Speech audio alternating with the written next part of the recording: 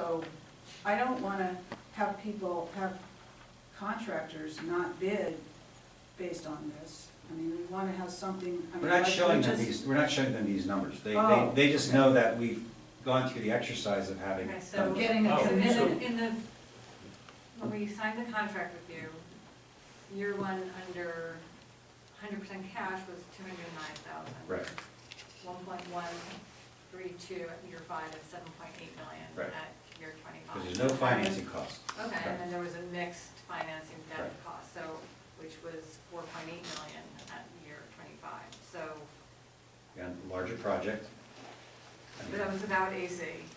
Again, the sizing was larger based on the information we had at that time. We put in energy efficiency now, right? And so we've lowered that amount. And we've looked at your actual usage.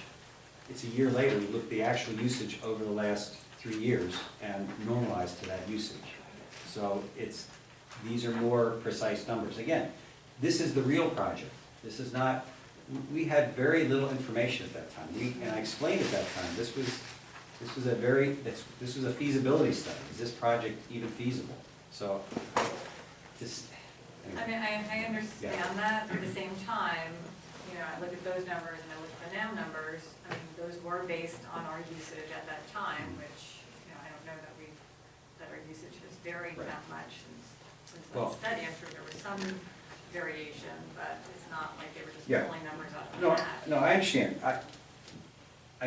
I think that for a project this size, you're, $4.8 million in year 25, that's a very aggressive number. That is not a minimum savings number. You just shared a piece of information. The pro forma is not something that's shared in the RFP. It's No. simply a commitment. It helps you explain the commitment of That's the right. board, but it's actually not the document that's. But, Well, what is it being isn't used it for? the That's document what- that if you bring in bids that meet that minimum, Right, then we are obligated to pay you if we decide not to go forward. that's right. Okay, That's correct. So That's that's, Pay you one the thing it does. 8.75%. That's right. Is No, that the? To no. pay you $20,000. $20,000. That's right. That's your skin in the So game. what's our downside if you bring in something that's, you know, a great deal, but we decide not to go forward with it? It's just the 20,000? Yes, that's correct. That's your skin in the game, because remember, we bring in a great Which is deal. why you look at it Right. as, this is our commitment to you, instead of us looking at it as. Right. Your Yeah. commitment to us. Because our biggest risk is vendors consider us throwing something over the wall. That's, because they have a history of people doing that. And we have not, our projects have gone to completion, except for that one time. And for a completely separate reason, it has nothing to do with this minimum savings target, but for the same reason why my hesitation on releasing an RFP to the financial institutions. Again, has all different variables associated with it, but the main one is we can't go out to these banks and ask them for firm commitments and terms without there being a real project. And it sounds like what Yeah, I'm very hearing similar. is what Rick's describing, again, using different variables and such, but. Well, I have a different question related to these numbers. Aside from what Julie was saying about your contract, I thought these numbers were also used for when a contractor submits the bid like we normally have done. I thought they had to meet these minimum numbers in order for us to consider their RFP. Is that not the case? No, no. So they could come in less than. that's what, yeah. But- Right, that's what we But don't, you're just saying, we don't advertise don't this. have to do, Right. we don't have to deal with it, we could say that, sorry, that's too low. right.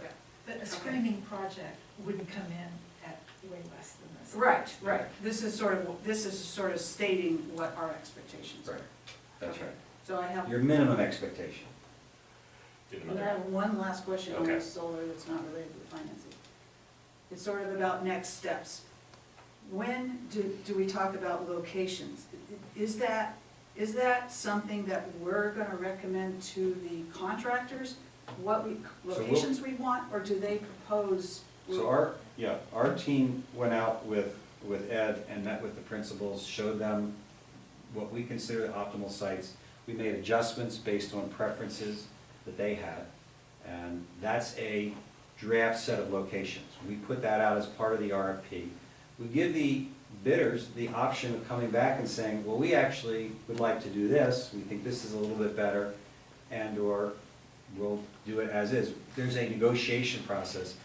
We then, obviously with Ed's successor, sorry, I'm sorry to have to do That that. doesn't but, look too fun. when we come back with a final contract, it will have that final set of, drawings will have been vetted. There's sometimes a case where they come back with a proposal based on that vetting, right? And they say, here's where we'd like to do it, it fits within what we worked out previously. And then when they go out in the field again, and they do some testing and, evaluating of particularly site conditions and so forth, they may come back and say, gee, if we could just move this 5 feet this way, we could save you another $20,000 because there's this pipe under here that wasn't in, no offense, your site drawings that we discovered, and it's gonna cost a heck of a lot more to do that, and then we negotiate that. So it is a real project. It's not like, it's like any other project. There's gonna be some of those kinds of adjustments, but yes, we have done that first phase of it, which is get the principals to sign off on, this makes sense for our facility. So you have that, and are we generally talking about in parking lots, over the parking lots as opposed to elsewhere? Or is It's it a combination of parking areas and play areas to provide shade. And play for areas yeah. to provide shade, Yeah. okay. And in terms of next steps, what is the next step for us when is our next step looking at RFPs or what? Yeah, I mean, based on the decision you just made, we would release the RFP within the next week or two, start getting bids. If you go back to that schedule, Yeah, we'll be on schedule now Yeah. with this. Right. So, But sometimes it's not always clear when it comes back to the board. So August 10th, it may come back to the We'll board. have an update on August 10th, particularly on the financing piece. right. And then there'll be a September meeting where we bring back the proposed contract, where you have to approve the contract. Yeah. So to wrap up our decisions in terms of the pro forma, given what's at stake, Julie, do you still want to make a motion, or do we just see what the market brings us? I'm not In the making a bids. motion, so. Yeah, okay, then, It's you guys.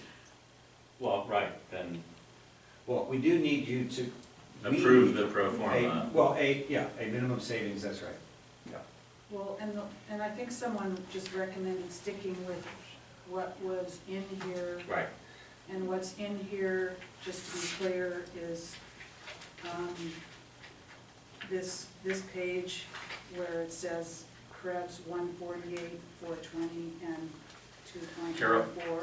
Is that what we're talking about? right. Carol asked the question of whether we could have a more moderate proposal Oh. where, because we had an earlier discussion, and the response and advice from our consultants as well, while there was room for that in the PPA, they wouldn't advise doing that with the Krebs pro forma. I'm comfortable, everybody, I'm comfortable with that as your minimum savings. Look, if it comes in less than that, you may still decide to go forward with the project, you may decide not to go forward with the project. Right. I'm comfortable with those numbers, that we can hit or exceed those numbers. The numbers I just read? Yes. 148, Yeah. 420, okay. But this is your goal. And what you're basically saying is, we want a project that gets us this kind of savings, as outlined. So that's what we're gonna target, or better. Yeah, that seems fine to me. Yeah, I'll make a motion that we approve the minimum savings pro forma. That's in this, I mean, I think it's important to say what we're talking about, because we're not talking about what's in the Word document. You just Well, said to it's some- approve, Yeah, that's right. Well, it's what, there was it's something the else in minimum the. savings pro forma that has been presented to us for the Krebs financing. During a motion, there can't be a discussion unless there's a second, correct? That's correct. Okay, I so mean, then I'm stating what the we're motion trying to is. clarify the motion. I don't want someone to think we're approving this. So The pro forma that's. the I pro would forma, second the motion, I will remove the last motion and make a motion. That I move that we approve the pro forma that's been provided to us this evening for the Krebs financing, the minimum pro forma. second. Those in favor? I, Aye. Those opposed? Nay. The motion passes.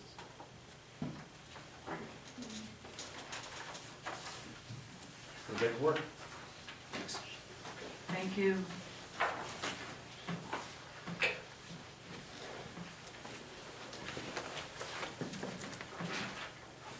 All right, Joe, we don't have an item F any longer, correct? No bids were received, we have to review that. And that means that we won't be able to accomplish that probably until next summer. All right. We'll move on to communications, board reports. An opportunity for board members to get a brief report on their activities from the prior week. I just want to say that the OAS promotion ceremony really moved me. And my favorite moment of the whole night was when young women who had Down syndrome walked across that stage and the entire student body roared for her, and she danced across the stage.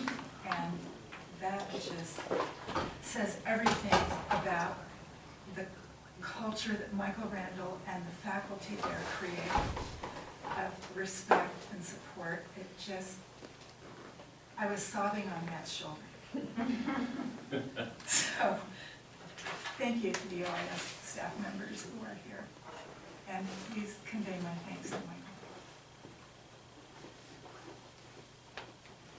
Does anyone else want to share anything from the week? All right. Sure. Yes. I just have to Sarah, think please. for a second before I speak. Yeah, as legislative rep to our ledge team, I went to the open house for our assembly member Catherine Baker, who's our current assembly member, and it was a great open house with several other school board members and other people, just a friendly, say hello kind of thing. And also as representative to the ledge team, I just want to say, although we just approved our budget, you know, the process continues, and I guess we still have this cap on our reserve levels that is something that our assembly member brought up in the open house. So there's a lot of issues that still continue in terms of ledge. But yes, I second what Carol said about the OAS promotion ceremony. It was great, a really great thing, and just really fun to have a chance to see all the 8th graders who are graduating. And I'd like to say a final goodbye and thank you to Ed. Yes, And miss you. second that. And thank you for all your work over the years and all your work on these projects, the regular facilities projects and all these Pine Grove projects. You won't have to listen to these conversations ever again. No more board meetings. No more board meetings for you. Well, I have nothing additional to report. Joe, do you want to report superintendent's report? I'd just like to thank the entire district staff for the smooth and close ending of the school year. And ditto everything that's been said about the other activities, and thank the business office and Teresa for getting the budget adopted and closed out. That's great. Do I hear a motion to adjourn? Well, forgot future agenda. Oh, I'm sorry, future agenda items. We end up every item with this, future agenda items. Report.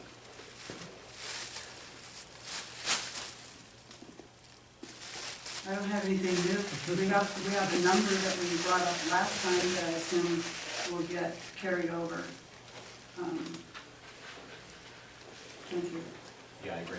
And Oh, but the one thing I do want to just say again, since we approved the LCAP, is I want to make sure we have a good LCAP, a really thorough LCAP process next year, including all stakeholder input. Thank you.